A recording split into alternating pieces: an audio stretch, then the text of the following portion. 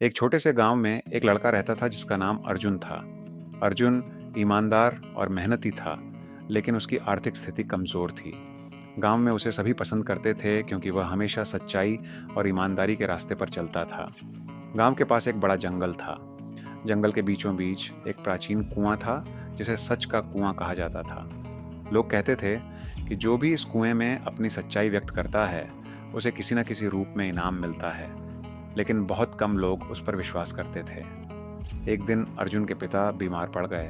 घर में दवाइयों और खाने के लिए पैसे नहीं थे।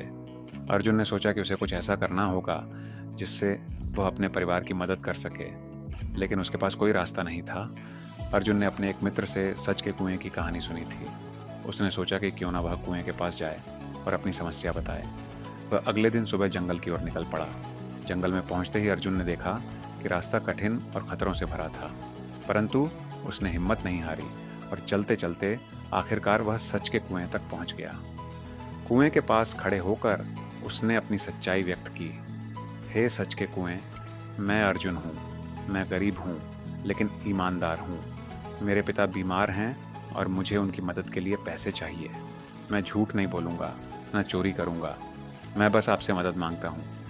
कुएं से कोई आवाज़ नहीं आई। अर्जुन ने सोचा कि शायद यह सिर्फ एक कहानी थी, और वह निराश होकर वापस लौटने लगा। रास्ते में उसे एक बूढ़ा आदमी मिला जो बहुत थका हुआ लग रहा था। बूढ़े ने अर्जुन से पानी मांगा। अर्जुन ने अपनी पानी की बोतल उसे दे दी और पूछा, दादाजी, आप यहाँ जंगल में अकेले क्या कर रहे हैं? बूढ़े ने मुस्कुराते हुए कहा, मैं अपने जीवन के आखिरी पड़ाव पर हूँ। मुझे खुशी है कि मैंने तुम्हारे जैसा ईमानदार लड़का देखा। अर्जुन ने बूढ़े को सहारा देकर गांव तक पहुंचाया। बूढ़े ने उसे अपने घर बुलाया और कहा, बेटा, तुमने मेरी मदद की है। मैं तुम्हारा एहसान नहीं भूलूंगा। ये लो, ये मेरी जमा पूंजी है। इससे तुम अपने पिता का इलाज करवा सकते हो। अर्जुन चौंक गया।